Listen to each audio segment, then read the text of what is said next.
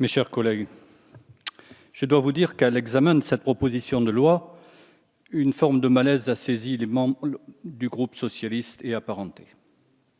Je ne doute aucunement des bonnes intentions des auteurs de cette proposition, en particulier de son rapporteur, et perçois, comme vous tous, le désir ardent de nombre de nos concitoyens d'exprimer leur reconnaissance à l'endroit des soignants.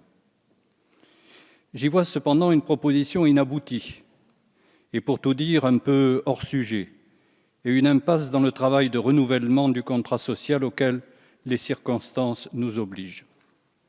Si cette proposition est hors sujet, c'est parce que, chacun le sait, la crise de l'hôpital public précède celle du Covid-19.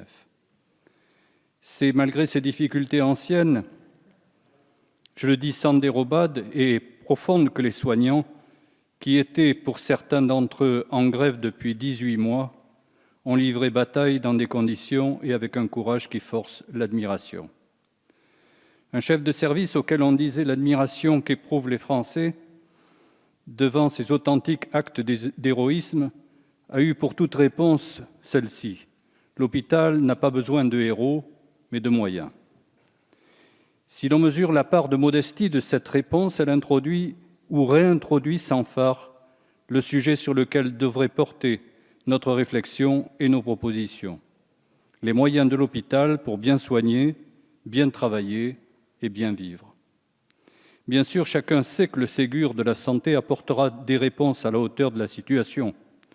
Mais avant, il y a la loi sur le financement de la sécurité sociale. Lors de son examen, nous avions présenté un plan d'urgence pour l'hôpital, dont on peut regretter que les propositions n'aient pas été l'objet de la moindre considération de la part du gouvernement, celui-ci jugeant qu'il avait fait au mieux. À l'annonce de votre proposition, le personnel soignant lui-même a ressenti le malaise que je décris et partage. Certains ont eu des mots durs, refusant la charité comme des médailles. La question n'est d'ailleurs pas celle des congés des soignants, puisque, comme vous l'indiquez vous-même dans votre rapport, ils ne pourront pas prendre leur propre congé, faute de temps et de remplaçants. La vraie question est celle des effectifs, du nombre de soignants par lit, par malade, du nombre de ces lits, de l'investissement, et pas seulement pour les grands chantiers comme l'hôpital du Grand Paris Nord ou le centre hospitalier universitaire de Nantes. Il vous faudra aussi, bien sûr, répondre à des questions plus structurelles que sur la place de l'hôpital dans son environnement, le pilotage des politiques de santé dans les territoires, la gouvernance et la tarification. In fine, nous aurons à poser la question des moyens que les Françaises et les Français, à travers leurs cotisations, sont prêts à accorder à l'hôpital public. C'est la raison pour laquelle il faut préférer des politiques sociales pour tous, financées par la solidarité nationale, aux incitations à la charité, si généreuses soient-elles.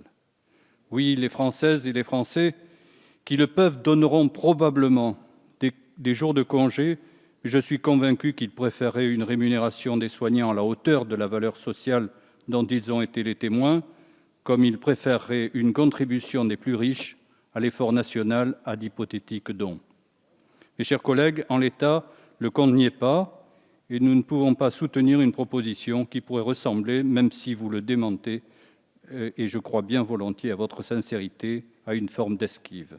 Merci.